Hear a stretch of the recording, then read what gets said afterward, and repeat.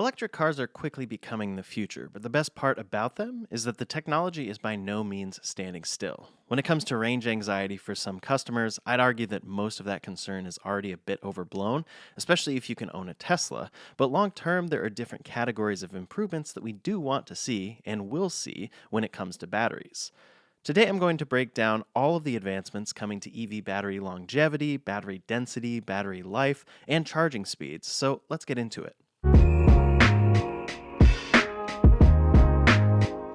First up, let's talk about charging speeds and the improvements we're expecting to see here. A lot of these are coming from different companies, and then Tesla is going to have to respond, and then some of this advancement is coming from Tesla themselves. Before we get into those advanced charging speeds, let's talk about the mindset of EV charging. If you're on the road a lot or traveling long distances or can't charge at home, this is where this stuff matters most. However, for many customers, they can charge at home, so very quick charging speeds at superchargers or whatever is in the future doesn't really matter. For some, it sounds very confusing that it would take 8 to 10 hours to charge your electric car at home. That sounds ridiculous, except you don't actually feel any second of that time because it happens overnight. But the point here is that with future public charging, eventually it will become quicker than filling up with gas today. So Tesla has somewhat made 250 kilowatt peak charging speeds the standard. This is the peak rate that the charger can charge at in Tesla's vehicles today, but ultimately the charge time is determined by the charging curve. The longer you are charging and the fuller the battery gets,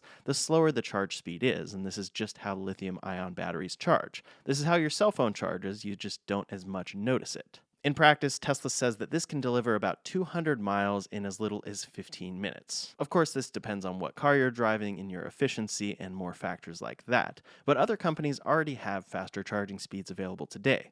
From Lucid, you can get up to 300 kilowatts in their vehicles. From Porsche, you can get 320 kilowatts. And then Tesla actually does deliver today 325 kilowatts on the Cybertruck at select V4 superchargers. And that's where we first start seeing that it doesn't really matter if a car can charge very fast if the infrastructure to charge it that fast is not really there. So the Cybertruck is capable of 325 kilowatt speeds today, but only at select locations, and that will expand in the future. But if you see a car coming along promising very quick speeds, it may not actually matter that much because the infrastructure may not be there. For example, from Hyundai, they have the Ioniq 5 and 6 and some of their Kia vehicles that will charge up to 350 kilowatts today.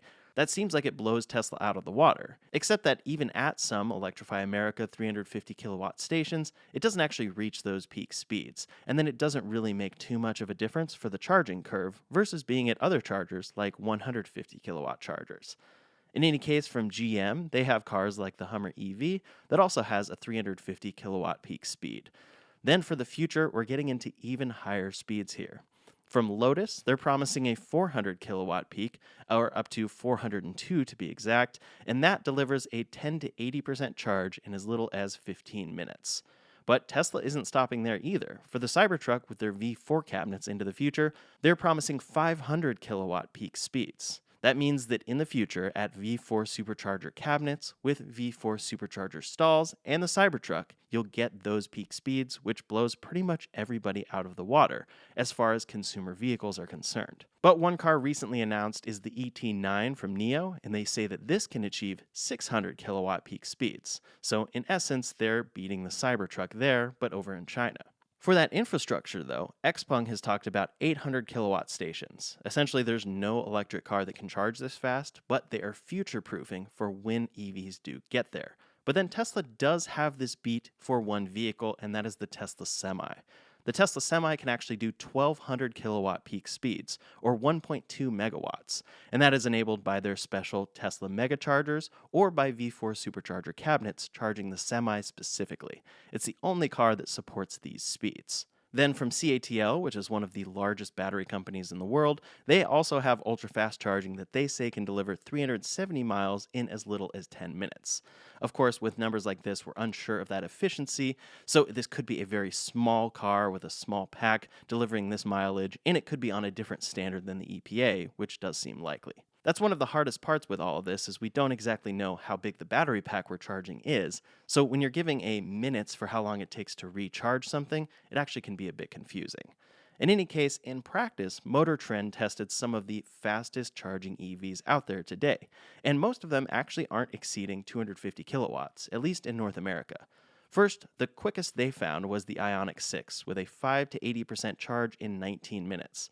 That's very impressive, and then 5 to 100% was 48 minutes. There, they peaked at about 238 kilowatts. So that means that the charging curve overall was pretty great. The Kia EV6 was up there as well, and then the Lucid Air reached 314 kilowatt peak speeds and saw 5 to 80% in 32 minutes. That may sound like it's not as good as the Ioniq 6, and technically when you're looking at minutes it isn't, but that's a larger battery pack that goes much further. Then at number 7 for motor trend was the first Tesla vehicle on this list, the dual motor Model 3, getting 5 to 80% charge in 31 minutes. There, it peaked just below 250 at 240 kilowatts. As I mentioned, of course, all of the time changes with battery pack sizes and charging curves, so even with a 500 kilowatt peak speed, if charging a 120 kilowatt pack or larger, you'll be waiting longer than a smaller vehicle with a lower peak speed. So all of this to say, efficiency really is king here. It doesn't matter how fast your charging is if you're not actually efficiently using that energy once the battery is full. So one technology we're seeing for battery charging is instead of charging it, simply swapping out your battery pack. This is already a technology that's in place over in China, and NIO does this today with their battery swapping stations.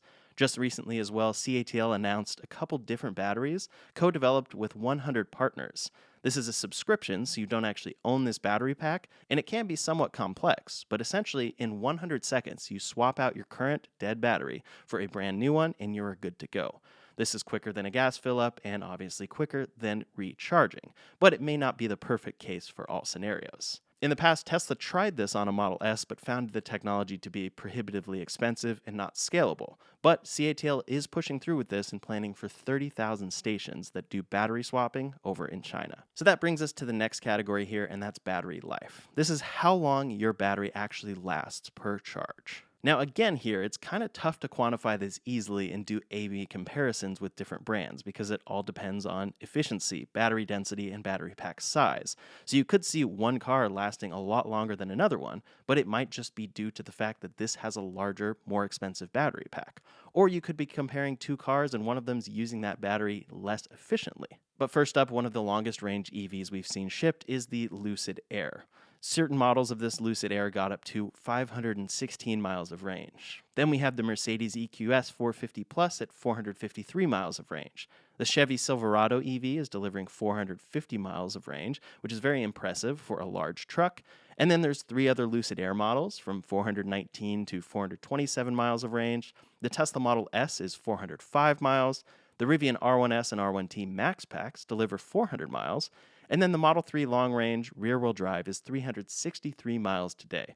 That's very impressive for that vehicle, and it's actually performing incredibly well in the real world with people really achieving this long of a range. Next is the Ioniq 6 long range at 361 miles, and just to throw it in there because it's the best-selling car in the entire world, the Model Y maxes out at 337 miles of range. Those are all very impressive ranges and great for most daily usage, and then if you can charge it faster, like we talked about, that will be very good to see. Again, Tesla today talks about getting about 200 miles of range in as little as 15 minutes, so the more that number can come down in time, the better. But as far as how long a battery lasts, the best way that this can get better is density. The more battery that you can fit in the weight, the more efficient it is. Because you can always slap more battery on the bottom of an electric car, but it does have a negative effect over time, thus making each kilowatt hour that's already been there less efficient. For example, the Hummer EV is a 212 kilowatt hour usable capacity, but it has an efficiency of about 1.5 miles per kilowatt hour. So it's terribly inefficient, delivering about 329 miles of range in one of the largest battery packs we've ever seen on an electric car. Conversely, the Cybertruck is about 123 kilowatt hours, or usable between 110 to 116. That's about 100 less kilowatt hours, and it gets about a 2.2 miles per kilowatt efficiency. Some have actually seen better efficiency here, like 2.5 or even more. But essentially, you're getting a 340-mile range with 100 less kilowatt hours than the Hummer EV.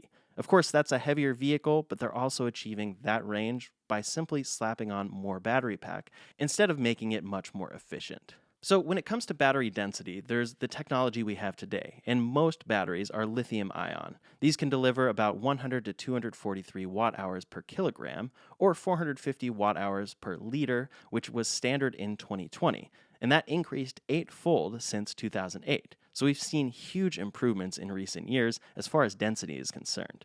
Then we also have LFP batteries, or lithium iron phosphate, and those get 160 to 190 watt hours per kilogram. So they're heavier and actually less efficient than lithium ion batteries are, but we're seeing them more and more, especially in standard range cars, because they last longer, they're safer, and especially they are cheaper. That technology continues improving as well, so many are hoping that in the future, LFP batteries may be more of the standard. Those batteries also like being charged to 100%, so it's a little easier to manage day to day than always charging to 80%, like with most lithium ion batteries.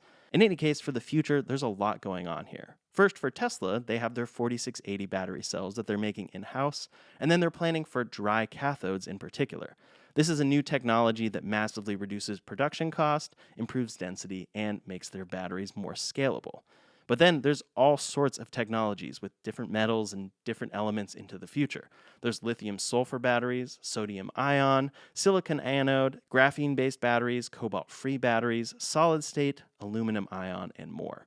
And a lot of these technologies are being implemented by CATL, the world's largest battery manufacturer. CATL has a number of very fast charging batteries and very long lasting batteries with very high densities. But going into the future, the big thing we will hopefully see sometime soon is solid state batteries.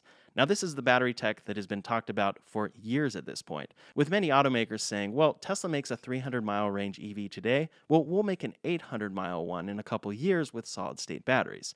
The thing is, solid state is prohibitively expensive at this point, and it's tough to scale, which ultimately is Tesla's focus. They want to deliver tons of electric cars instead of waiting for that technology to get to some ridiculous number. In any case, solid state batteries have a lot of promise. They have a higher energy density, they can charge faster, they're safer than current batteries because they're less flammable, and they have a reduced risk of overheating. They have a longer lifespan over time, but of course they have some challenges. They cost more and scaling is tough, but many companies are working on this technology.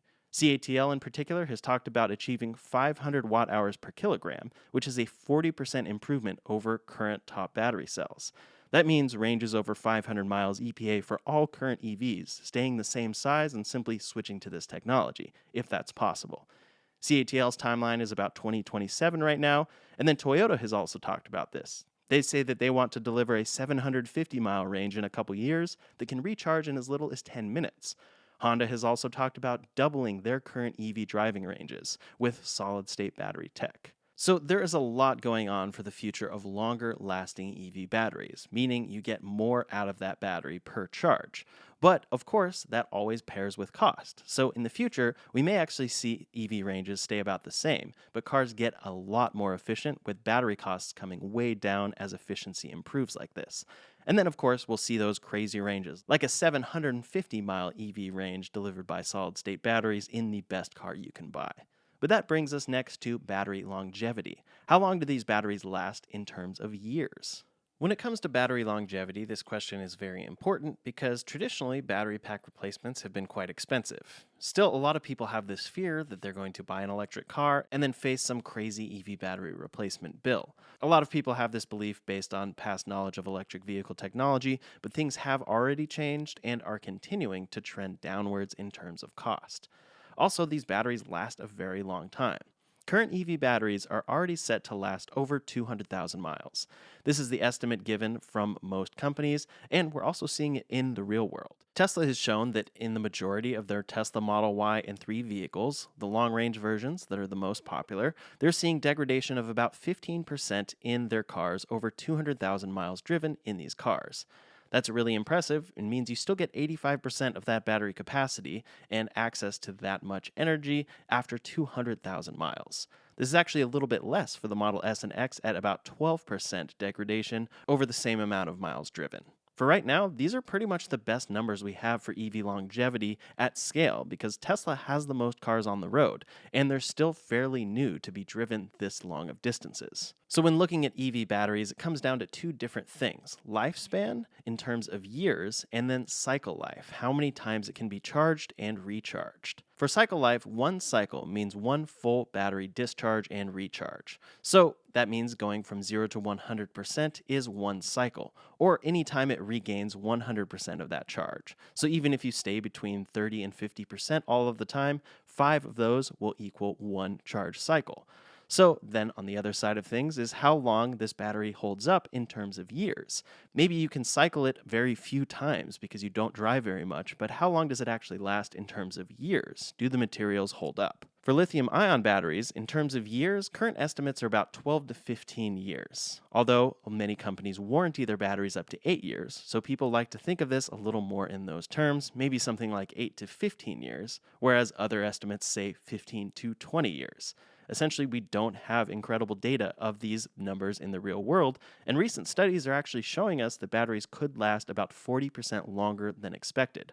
This is a study from Stanford SLAC researchers that found that in real world driving conditions, including frequent acceleration and braking, this can actually extend the life of EV batteries by about 40% compared to laboratory tests.